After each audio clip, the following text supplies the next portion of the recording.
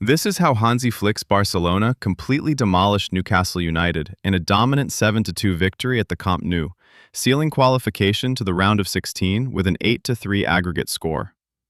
With Newcastle knocked out, England is now left with just two representatives in the competition, Liverpool and Arsenal.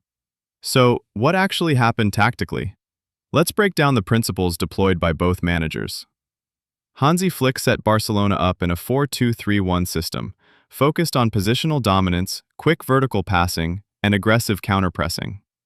On the other hand, Eddie Howe went with a 4-3-3, with Anthony Gordon leading the line, aiming to stretch Barcelona's defense and attack in transition.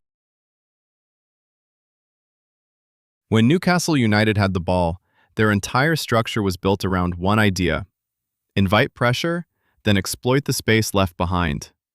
They consistently built from the back, not just to retain possession, but to provoke FC Barcelona into committing numbers high up the pitch.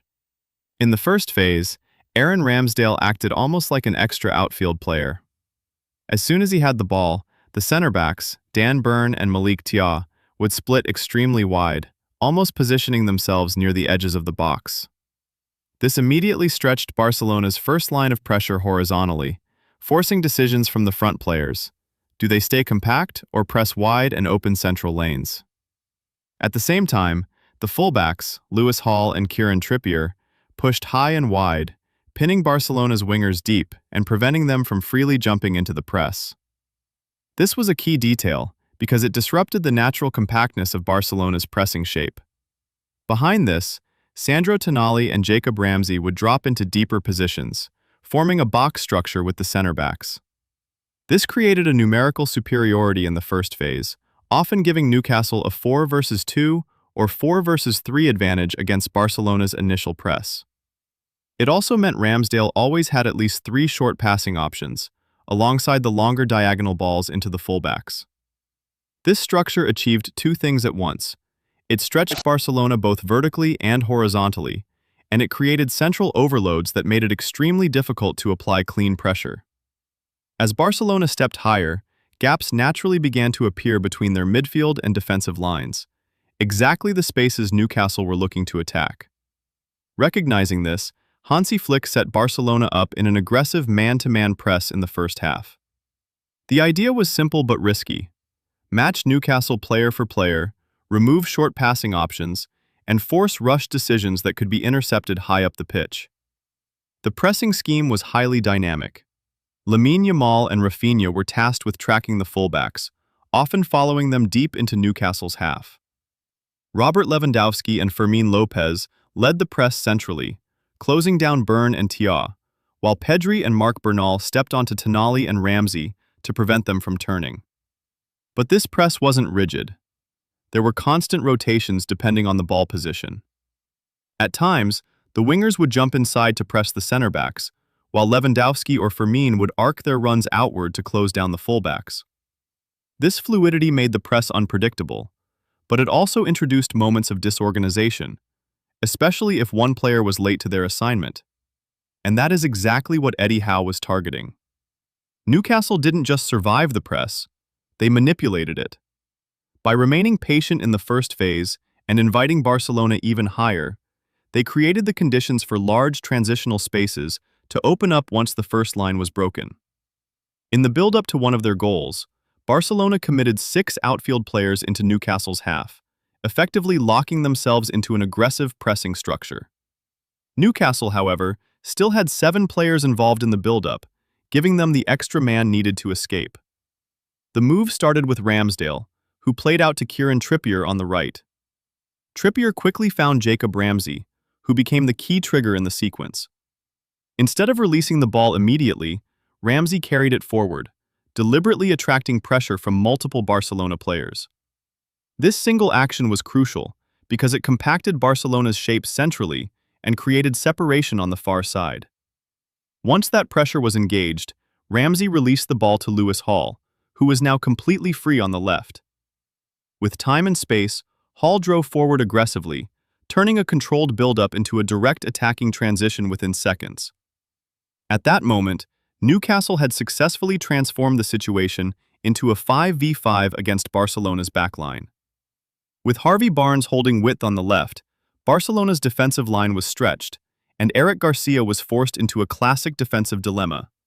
Step out to confront Hall, or stay compact and protect the passing lane to Barnes. He chose to step out. That decision triggered the collapse of the defensive structure. Hall immediately played into Barnes, then continued his run into the space Garcia had vacated. Barnes returned the pass at the perfect moment, and Hall, now behind the defensive line, delivered a first-time cross into the box. The timing of the run and the delivery caught Barcelona's defense off balance, allowing Anthony Elanga to arrive and finish the move. What makes this sequence so effective is not just the execution, but the manipulation of space and pressure.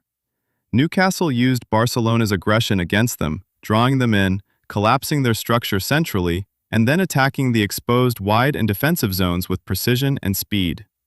While this approach was effective enough to produce 2 first-half goals, it also required near-perfect execution every time.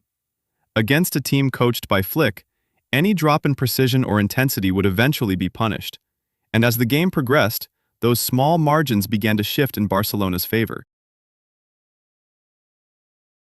When FC Barcelona had the ball, they also built from the back.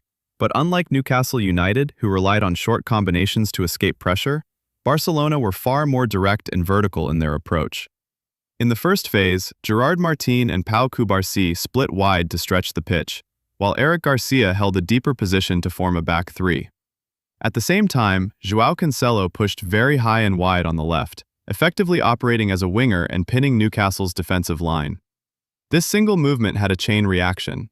With Cancelo holding the width, Raphinha was free to drift into central areas, joining Fermín López and Lamine Yamal behind Robert Lewandowski. The result was a compact but dangerous attacking line of 4 operating between Newcastle's midfield and defense. Structurally, Barcelona transitioned from a 4-2-3-1 into a 3-2-4-1, with 5 players consistently occupying advanced positions. This was crucial because it allowed them to match Newcastle man for man in the final third and constantly threaten the last line. In response, Eddie Howe instructed his side to press aggressively in a man-to-man system while still trying to remain compact enough to block central passing lanes. But this balance is extremely difficult to maintain, and Hansi Flick exploited it perfectly. To break this press, Flick introduced a subtle but decisive adjustment. One of the pivots, either Pedri or Marc Bernal, would drop into the defensive line during build-up. This transformed Barcelona's narrow back 3 into a wider back 4, increasing the horizontal spacing and stretching Newcastle's press across the pitch. At the same time, Barcelona's attacking players maintained their width but dropped slightly deeper. This created a larger vertical gap between Newcastle's pressing line and defensive line, making it easier to find players between the lines. With Newcastle committing to man-to-man marking, this setup frequently resulted in 5v5 or even 5v4 situations in Barcelona's favor in advanced areas. And this is exactly what Flick wanted: isolations. Because Kieran Trippier was often dragged wide by Cancelo's positioning, the players operating in the half spaces were frequently left in one-on-one situations. Barcelona used this intelligently, with constant off-ball movement designed to destabilize Newcastle's defensive structure. A recurring pattern began to emerge. Lamine Yamal would drop deeper from the inside channel, pulling his marker, often Dan Burn, out of the defensive line. This single movement created a visible gap in Newcastle's back line. The moment Yamal received the ball, he would turn quickly, often using a body feint to unbalance his marker, and drive directly into the space that had just been created. From there, Barcelona had multiple vertical options, with Lewandowski stretching the line, Raphinha occupying central pockets, and Fermín López arriving into dangerous areas, but chose to play into Raphinha. Although the initial control wasn't clean, the loose ball fell perfectly to Fermín López inside the box, who reacted quickly and cut it back for Raphinha to finish. And this wasn't a one-off moment, it was a repeated mechanism. Again, Yamal dropped into the half space, again he pulled a defender out, and again a gap appeared in Newcastle's defensive line. This time, as Yamal drove forward with the ball, Lewandowski recognized the space instantly and made a run into the vacated channel. Yamal spotted it and delivered the pass at the perfect moment, allowing Lewandowski to finish the move.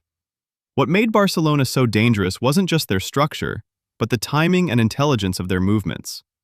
Every drop, every run, and every pass was coordinated to manipulate Newcastle's man-to-man system, constantly pulling it apart and exposing the spaces it tried so hard to protect. In the end, this game was decided by who managed space better, and it was Hansi Flick who came out on top. While Eddie Howe had a clear and effective plan to exploit Barcelona's aggressive press in the first half, it required constant precision, and over time, that level dropped.